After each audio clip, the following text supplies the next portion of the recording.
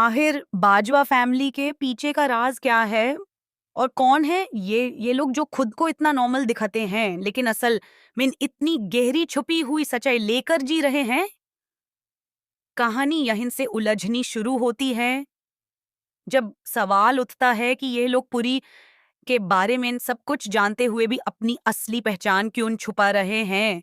और सबसे बड़ा शौक आहना को उसके पास्ट का सच क्यों नहीं बताना चाहते। क्या ये उसकी हिफाजत है या फिर किसी बड़े प्लान का हिस्सा। धीरे धीरे जो सच सामने आता है वो होश उड़ा देने वाला है। बजवा फैमिली कोई आम घराना नहीं है। ये सिर्फ एक फैमिली नहीं बल्कि एक रहाशा से भरा हुआ साया है। सच ये है कि बजवा फैमिली नग और नगिनों का एक पुराना और खौफनाक क्लान है। हाँ, वही नगिन और नग जो इंसानी रूप में जी रहे हैं लेकिन अंदर से अपनी खोई हुई शक्तियों को वापस पाने की जंग लड़ रहे हैं। और उनका एक ही मिशन है, नागामणि हासिल करना।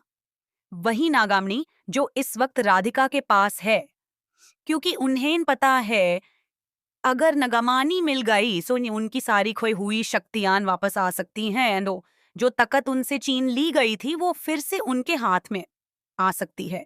लेकिन ट्विस्ट ये है, नगमानी सिर्फ एक चीज नहीं बल्कि पूरी किस्मत का दरवाजा है।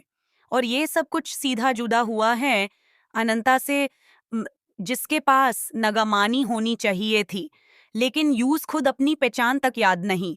वो अपनी ही दुनिया में खोई हुई है, जैसे किसी ने उसकी जिंदगी के पेजेस ही मिटा दिए हों।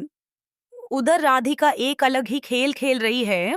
वो अनंता को बेलपत्रा का पानी पिलाकर और नग मंदिर ले जाकर उसकी यादें वापस लाने की कोशिश कर रही है। लेकिन क्या क्या ये सच में एक मदाद है या फिर एक और छुपा हुआ एजेंडा। जैसे ही नग मंदिर के राज खुलना शुरू होंगे एक ऐसा सीक्रेट सामने आएगा जो सब कुछ हिला देगा।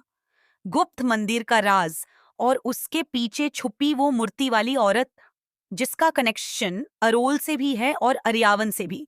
हर लेयर के साथ कहानी और ज्यादा डेंजरस होती जा रही है, जैसे कोई पुराना श्राप धीरे धीरे जाग रहा हो।